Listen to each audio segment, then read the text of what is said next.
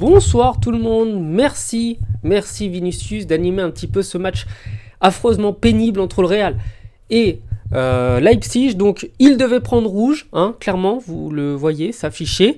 Il devait prendre rouge, non pas que la poussette soit d'une grande violence, attention, soyons cohérents, soyons justes, soyons honnêtes, soyons tout ce que ne sont pas les supporters du Real de Madrid généralement. Il doit prendre rouge, mais il doit prendre rouge pour une raison simple, claire, basique. C'est que déjà d'une, sa faute mérite jaune. Parce qu'il écrase son adversaire et le bouscule. Il le fait tomber, il lui fait mal. Ça mérite un carton jaune parce que il ne fait même pas un tacle. En fait, il fait juste une faute à retardement. Et ça, de base, ça mérite un carton. Derrière, bon voilà, il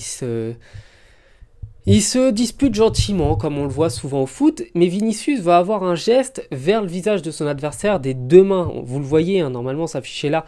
Il pousse son adversaire des deux mains et il peut faire ce qu'on peut assimiler à un coup. Il le frappe. Il le frappe des deux mains pour le faire reculer, pour le faire tomber.